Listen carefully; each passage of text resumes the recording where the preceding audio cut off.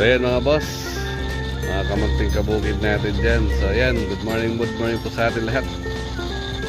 So meron naman tayong panibagong gagawin. May project naman tayong panibago. So yung ating water pump, so gagraduate na yata. So di na siya nagpapump na maayos, maingay na. Ayan. So sana gumana pa yung spare ko dyan na dati ko nang inayos. Okay. So ayan mga boss, okay. Ito yung ating bukal. Yan, pinakuberan ko na siya. Bukal yan. And then ito, ang ingay ng tunog ng ating water pump. So sinik ko na yung ano niya, yung foot valve. Wala talaga, malinis naman. Eh kakaunti ang ano, kakaunti ang lumalabas dito sa pump primer niya. Check ko lang.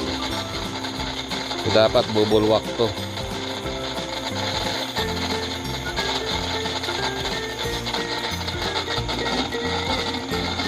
Nakakatihan siya. Okay. Susubukan kong lagyan ng tubig kung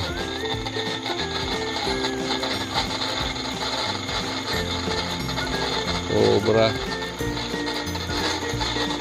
Okay. Yan, mahina talaga ano na ito, primer. So sign na ito ng palitan mga boss. So, matagal na rin to sa atin itong water pump na ito, 3 years na. Ganun talaga pagka deep well. So, madaling masira ang ating mga ganitong water pump. So check natin kung obra pa siya, makakaangat pa siya.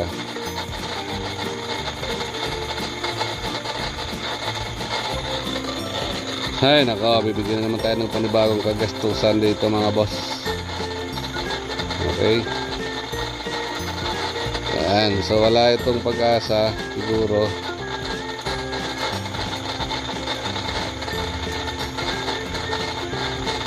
Okay.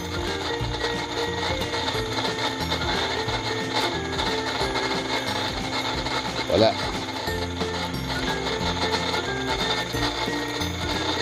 Ngayon na pa umaandar to. Kayo na umaga, ayos pa. Ngayon lang sumablay. Ayan. Wala talaga. So ayan mga bossing. So gagawa ko muna ng paraan to kung ano magagawa ko dito. So baka mabayan mo ng video ko. So ayan. Konti, check ko yung ating dati kong water pump na 2.5.